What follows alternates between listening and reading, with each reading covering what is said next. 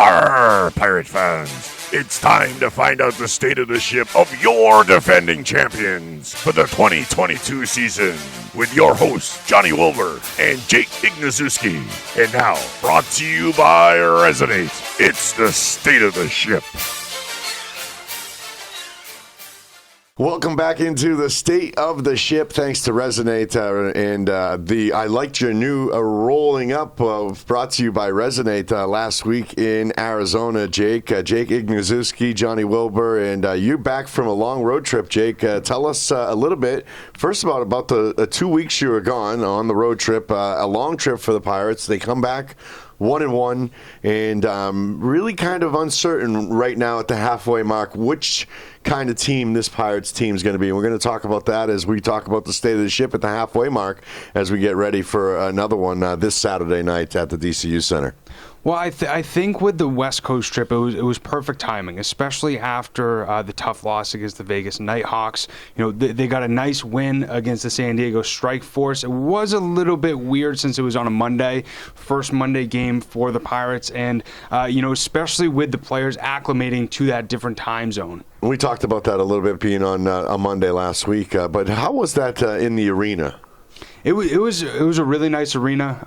It was really interesting being able to go to a team like the Strike Force who are in their first year, and especially being out on the West Coast. It was cool to be able to see the guys have the opportunity to not only go out to the beach, explore a little bit, but really build those bonds. And I think especially after not only the Vegas loss, it was so critical for this team to build that chemistry. We heard it time and time again throughout this offseason, specifically when Toby Johnson said it, that it was their chemistry from last year's team is one of the biggest reasons why they were hoisting the trophy at the end of the season. Yeah, I think one of the things that this Pirates team has to realize is they aren't last year's team, and I think that their game against the Rattlers this past weekend showed that. And I was going to ask you, Jake, you were on that road trip. Do you think that the road trip and the ball games and the atmosphere, was it a pleasure trip or was it a business trip?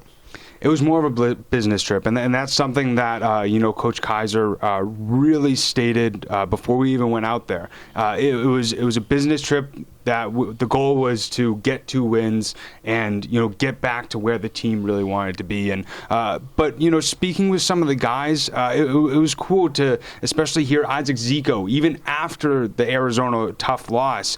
He mentioned that this West Coast trip helped them build sort of a brotherhood, and he's sort of used the phrase of now we look at each other as trust in your brother, and I think that's so critical, especially with a team coming off a loss in the rematch of last year's United Bowl. I think that one of the things we're going to keep going back to is the Vegas loss, and to see how Vegas came in that first year as a team, organization, and really they took it to them and they brought it to them for 4 quarters, and they came out on top. And I think we're going to have to look back at that. If no matter where the Pirates are at the end of game 16 of the regular season, I think that Vegas loss is going to be the deciding factor of where they went beyond that. Did they have enough to get over that hump? And then the Rattlers loss, I think that might have hurt their pride a little bit, and especially the final score there. Obviously, a couple of turnovers make that score look a little different than it was, because I was at a Kiss concert during the show, but I was checking in on my phone to see the score, and I saw at the end of the third quarter it was 50-29. So that tells me that the Pirates, at the time was telling me, well, going through the fourth, they were able to hold them. They didn't give up a lot of points in the second half. Right. I mean, that had to have been, something that Coach Kaiser was saying, some positive things about after the game. You mentioned, obviously, especially the amount of points that the Rattlers did score. I was actually looking back. That's the most amount of points that the Pirates have allowed with a team in the IFL. And that's definitely something that I spoke with Coach Kaiser about throughout this week, and how they're sort of changing the preparation of the defense. That's something that he's said time and time again, sort of like you alluded to. they're not the team of last year. And that's something that the team really needs to understand, and being able to find their own identity. And something that, I heard him say when he was talking about sort of like the changing of the drills that they're doing this week, because, at least for me, I go to one practice a week, and I saw a few different drills, and I asked him, I've never seen you guys do that before. What's the sudden change for? And he mentioned that, they want to get back to sort of the basics, some of the stuff that they worked on day one in training camp to really help them minimize those mistakes and really fix the issues that they've had so far at this halfway point. The Pirates were the number one defense in the league last year, and I think one of the things that is different this year is the defensive line. I think that they need to put more pressure on. When you have pressure on the quarterback and in the backfield, that makes a big difference. When you're giving these guys this much time in arena football to throw the ball and be accurate, you got to really apply the pressure every down. And I think that the defensive line has really got to figure out their position on this team. And that's sort of the unit that he mentioned that he really wanted to pinpoint of fixing those sort of mistakes that they had. Because, we saw, and quote from Coach Kaiser, he said that the Rattlers rushed the ball down our throat. And we saw them do that, over 20 attempts, rushed 103 yards, got into the end zone 4 separate times. And, when the defense is allowing 6 total touchdowns on offense over 228 yards, which is not the most amount of offensive yards that they've allowed, but with the 6 touchdowns, it's really hard for you to be able to keep up with that. Especially when you look at the fact that the Pirates haven't scored 6 touchdowns rushing all season unless they've come from Alejandro, because we've really struggled on that. And that shows how much of a struggle the running game really can be sometimes. So to have given up that many yards on the ground, we really need to look into where we can kind of close some of those gaps and whose responsibility it's going to be, whether the linebackers have to come up a little bit more, or, whether the defensive line has to, cut down a little more, or what they need to do to be able to get to the quarterback and put the pressure in the backfield, and especially stop the running backs and just find the man with the ball. Right. Very true. And, you also mentioned, obviously, the scoring wasn't all the defense's fault. No. There was 2 turnovers that ended up turning into touchdowns. The first one was a pick 6 from Alejandro Benefield. He was on the 9-yard line of the opposite part of the field and ended up throwing it right to the defender. The defender literally walked right into the end zone. And then ultimately, as well, Dedrick Thomas, on the transfer from Benefield, handing it off to running back Dedrick Thomas, the transfer wasn't there, and the ball ended up hitting off of his body, and the defender just picked it right up and ran to the house. And that was a really tough play to watch, mainly because there was less than a minute left going into halftime, and that was a really deflating thing, especially for the Pirates going into that halftime mark. How do you think the Pirates respond now and rebound from the Rattlers game, from the loss?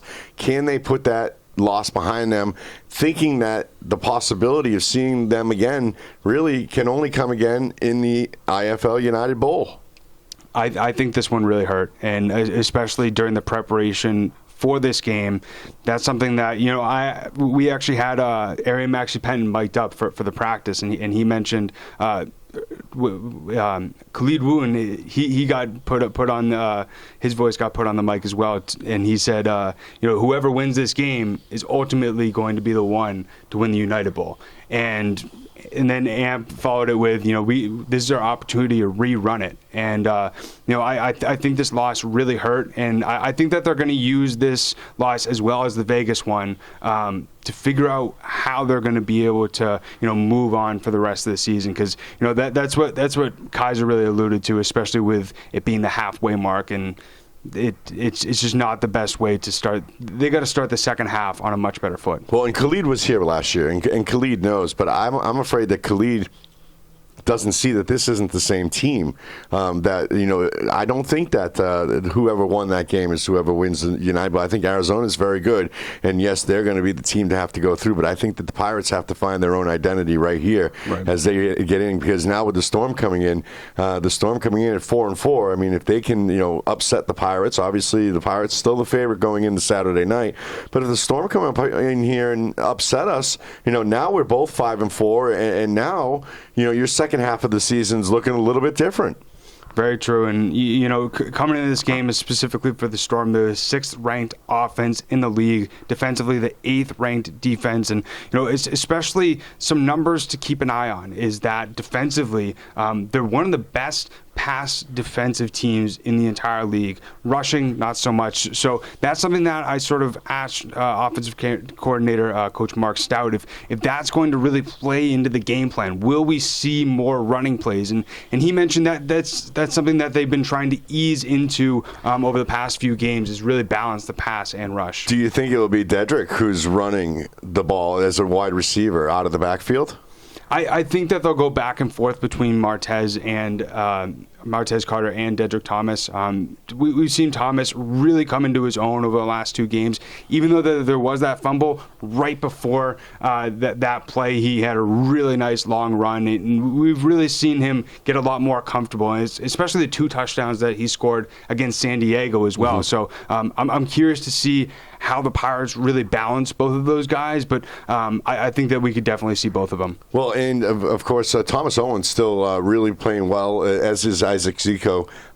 They just, probably were overshined by the defense not playing so well last week and giving up as many points as they did.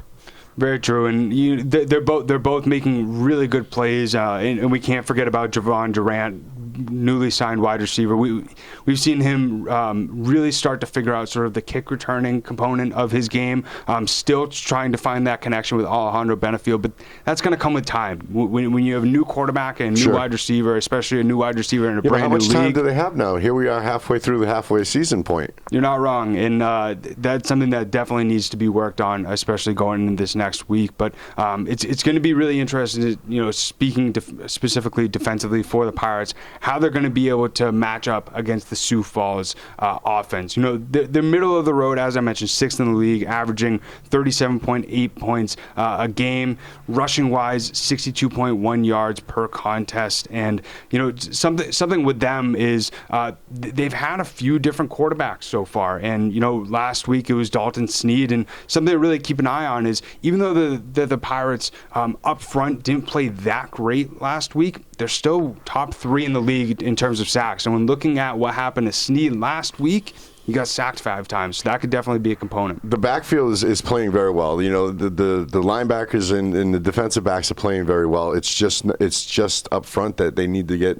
tighter and a little bit better in the gaps, and to see that. I wonder, Jake, if just the team being out of its element last week, being on the road for 2 weeks, and finally getting to that Arizona game and practicing outside. And I saw the clips that you posted. And by the way, I got to tell you, my friend, you're doing a great job.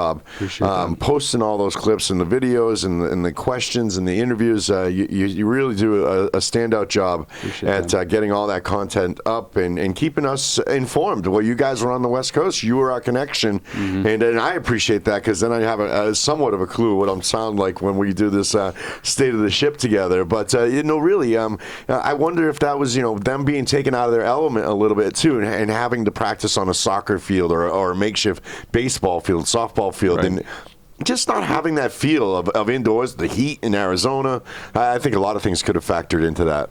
I didn't ask this specific question to Kaiser, but I asked if the short time of preparation. I mean, you think about it, they went from Monday to having to play Saturday. Sure. And he mentioned, think about that. Well, so he mentioned, and this is sort of the answer that I expected him to say, that would be an easy excuse. I could see that potentially playing a factor, as well as you mentioned the outside. They were practicing in San Diego. Luckily, it wasn't the over 100 degree heat in Arizona. But they're definitely very happy from what I've heard around the building to be back home, back playing at the DCU in front of the home crowd. Now we'll be playing the next 2 weeks, first against Sioux Falls and then next against the Bismarck Bucks. So everybody's very excited to start this second half on the right foot, and that's something that I asked Coach Kaiser about, that even though you guys have the same exact record of 5-3 as last year's team, what do you see they still need to work on? He mentioned that there's a lot of inconsistency currently, which and a lot of penalties. Right, and that's something that's the biggest thing that he mentioned. Also defensively, he wants to see more field goals turning into touchdowns, obviously, and then defensively, them making more stops. And that's something that we saw a little bit against the Rattlers, is that they had a hard time wrapping guys up and bringing them down. And that's something that I saw him work on a lot more, especially during this last week in practice. Well, it's so much more important to really, fundamentally tackle indoor football, in arena football, indoors. It's so much tighter, and just to be able, you can't just slam a guy like you can in the NFL on the big field and expect that he's going to wobble himself to the ground because you just laid such a big hit, and that is a big difference in football over the last 10 years, is where they're really trying to jar the football loose more often than trying to tackle.